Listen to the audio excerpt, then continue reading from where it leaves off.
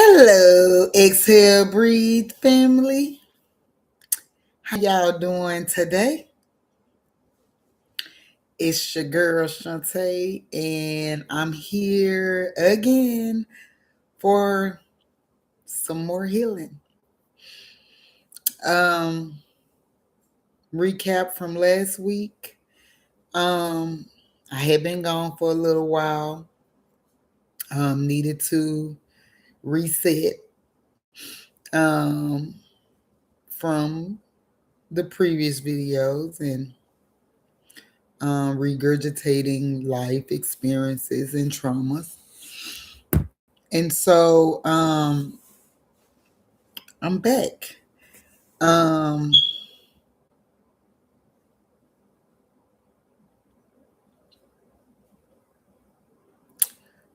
I shared a little of this on a short video I did Wednesday called Wednesday Wisdom. And I feel like I need to talk a little bit more about a subject that I've experienced. Like, it's almost nothing abusive I haven't encountered. I mean, and like I said before, um, okay, the recap is being gone and needing to reset because it was so much heaviness with what I've already shared. And so now we're going to keep it going. And like I was saying before, um, we, when you're in this on this journey, you don't realize how much you have pushed down until you go to talking about it, having conversations and things like that. And then it's like, oh, I kind of forgot about that or whatnot. And so,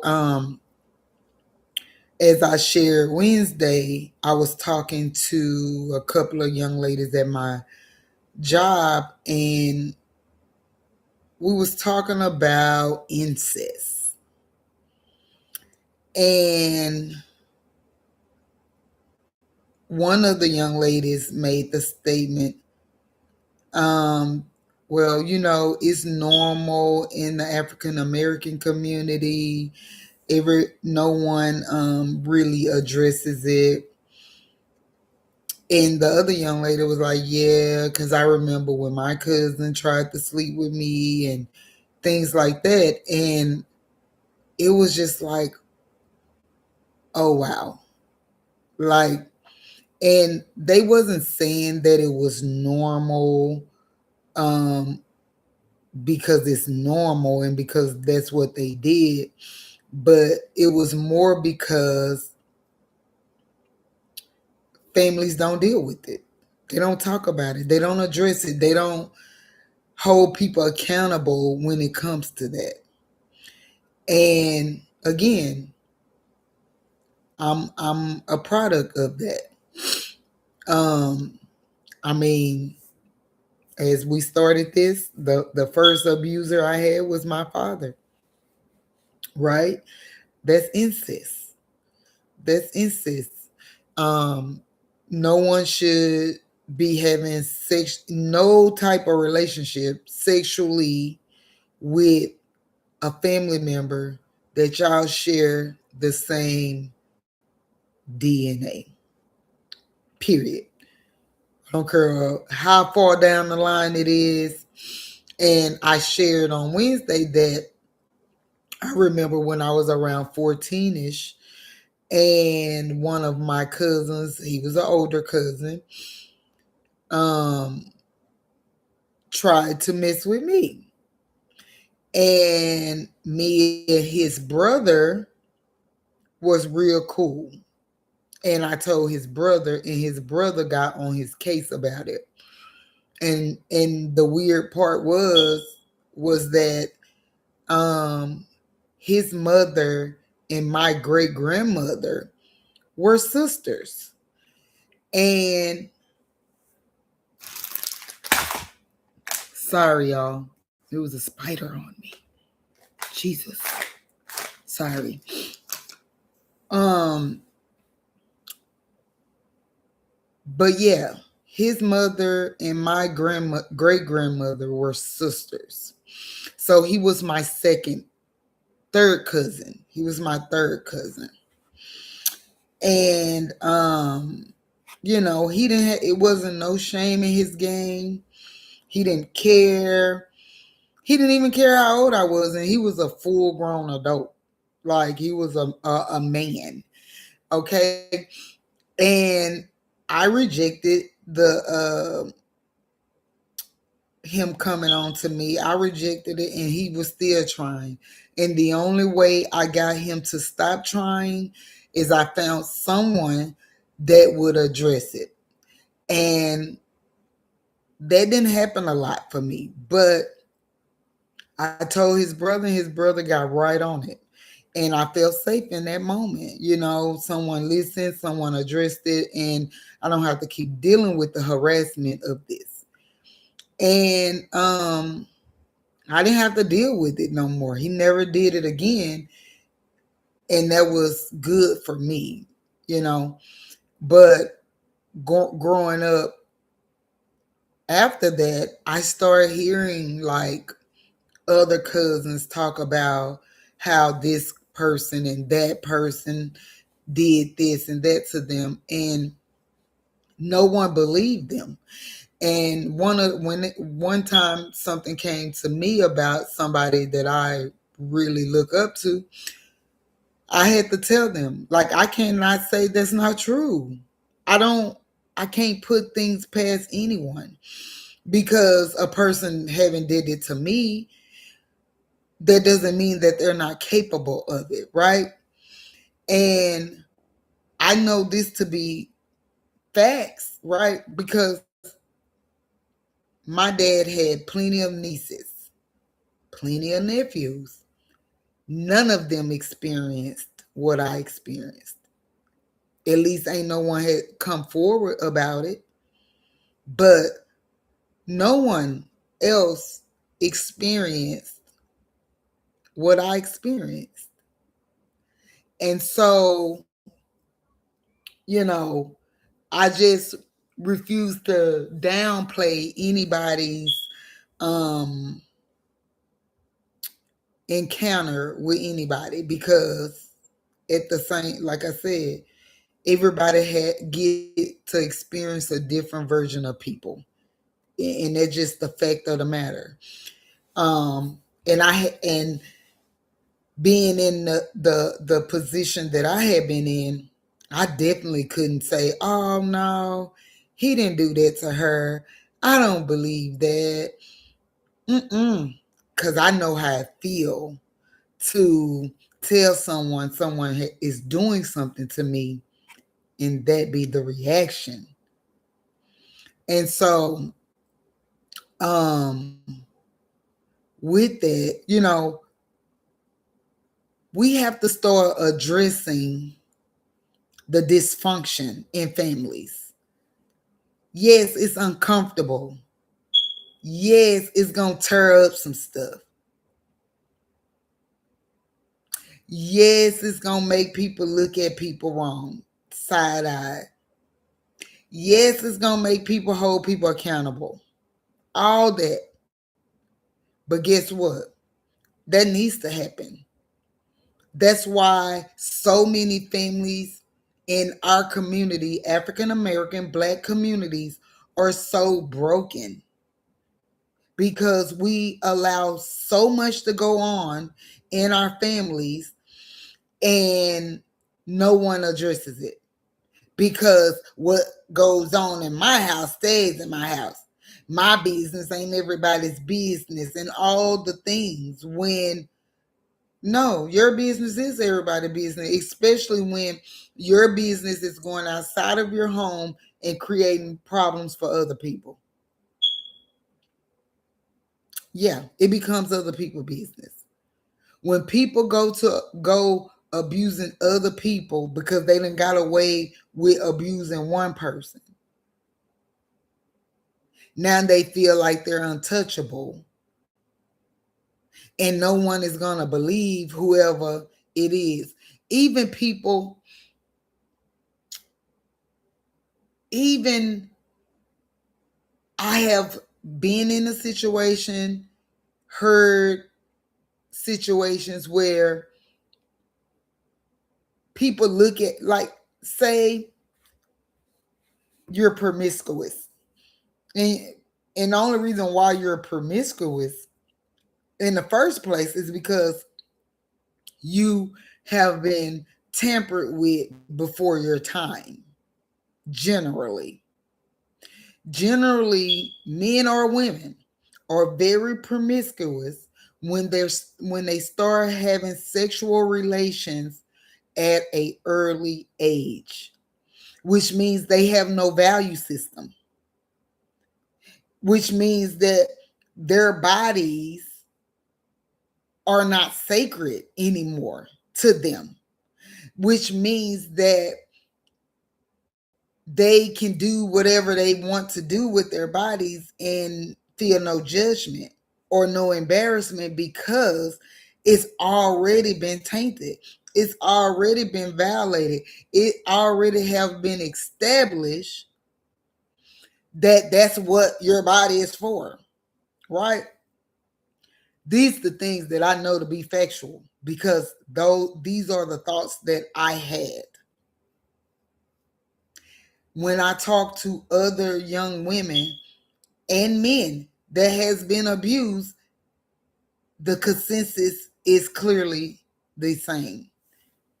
And so when we're promiscuous, when you do tell somebody that somebody is violating you, they can't believe it because you're promiscuous, and not realizing that the reason that you're promiscuous is because of that abuse, that violation, that self, what's the word? Who you supposed to be has been tainted by somebody else taking what they feel like they can from you.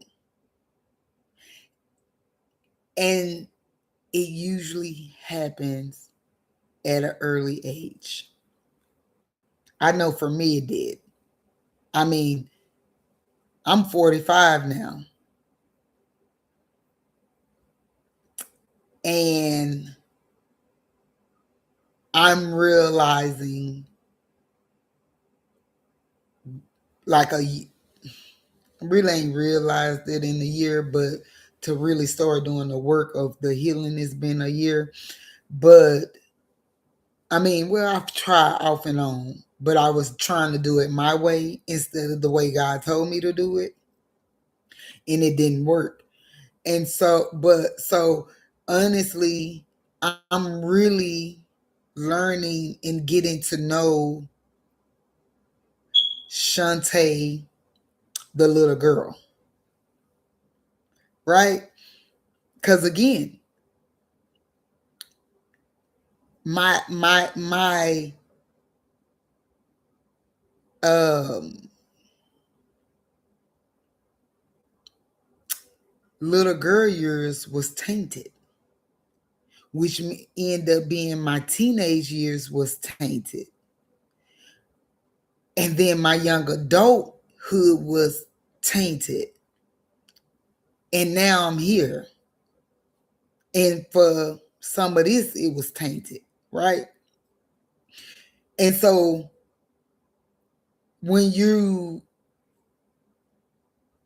been dealt a hand to make you think and feel like some things is normal, and you have no control over it, then the pressure is built. The you don't know. You don't know you. Just think of, I was 8. But just think of the little girls that people have started messing with at 1 years old, 2 years old, 3 years old, 4 years old, 5 years old, 6 years old, 7 years old. Just think about them. How can we consent to anything like that? We shouldn't even know what it is at that age. So how will we be able to consent to it, right? So once we're forced or made to do things and no one is saying, no, that's not okay, that's bad, that you're not supposed to, when you don't have no one saying, no, no, no, no, no, that's not normal, that's not okay, you begin to believe and feel and think that that is normal. Period. So be careful when you're judging people. Be careful if someone is coming to you sharing an experience or even looking for help, that you don't be so quick to judge, to dismiss, or turn the other way. Because that predator can be staring you dead in your face, waiting on their next victim. Incest is not okay. It's not normal. I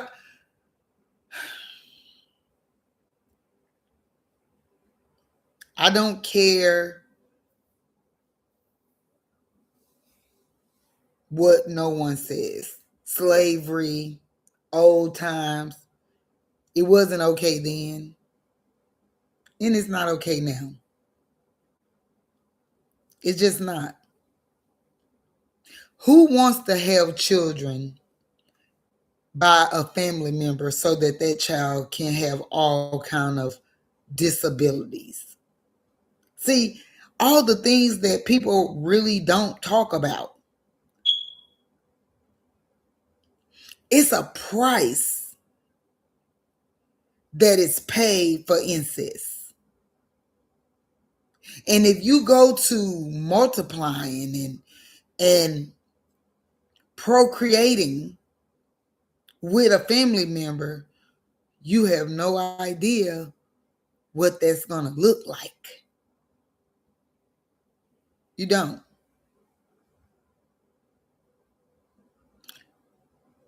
Stop normalizing dysfunction, chaos, and most importantly, abuse. I don't care if it's your favorite uncle, cousin, brother, daddy, grandfather, auntie, niece. I don't care.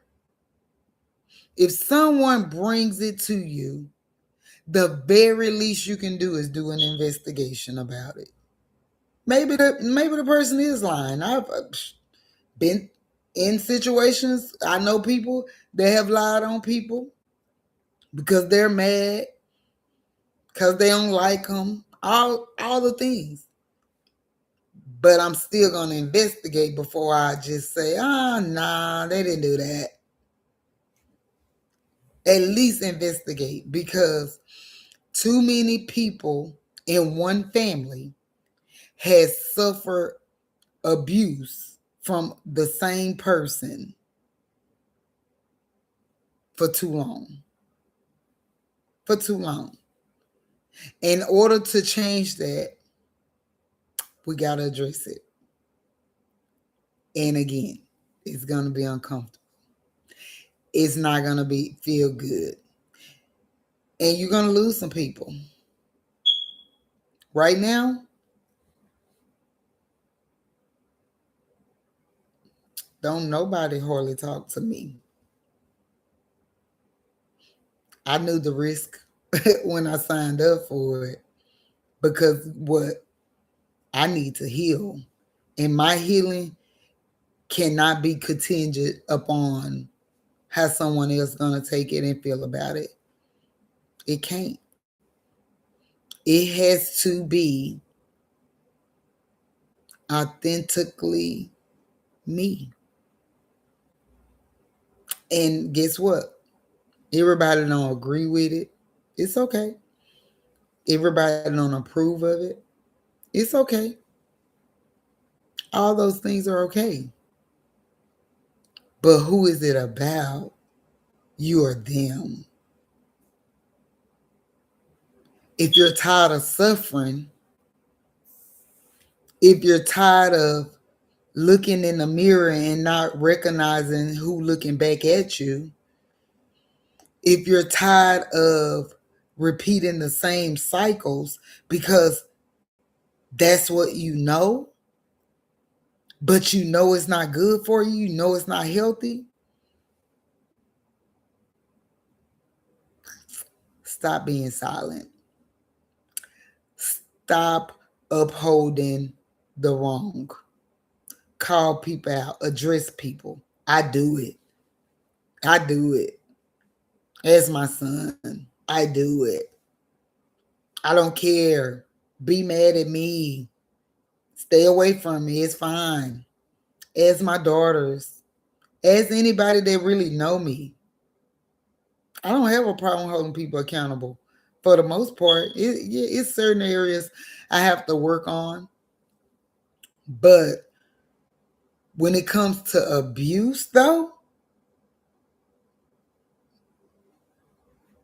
can't nobody come to me and say, your son is abusing me and I'm going to turn the other way. I don't care what kind of abuse it is. I'm addressing that brother. I'm all up in his, asking. Can't nobody come to me and tell me, oh, your daughter is abusing me.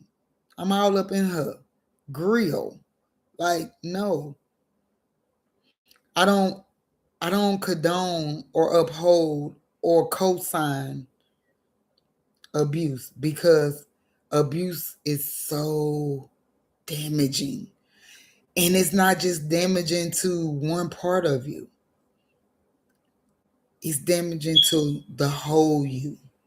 Your identity, your self-esteem, your self-worth, your values. It affects it all. So, yeah, hold people accountable, people, because I am. So, as I close today, I just want to let y'all know that I'm healing. One day at a time, I'm present, and I hope you are doing the same. Be present in your healing. Be open to your healing. And remember, it ain't about anyone else. If you truly wants to heal, it's about healing. And for the ones that God has told to do it a certain way, do it that way. Because it took me 30 years to do it the way God told me to do it in real life. It took me 30 years to do it the way God told me to. And within that time frame, I endured so much more abuse than I probably would have if I would have did what God instructed me to do 30 years ago. Be obedient to your healing and take it day by day. Sometimes you got to take it minute by minute, and that's okay. Each day looks different, but don't give up. Don't give in. Stay the course, and it will be beneficial for you later on. I love you all. Stay blessed. Stay prayed up. Continue to give yourself some grace and be kind to yourself and others. And I'll see you back here on next Saturday. Love you all. Bye for now.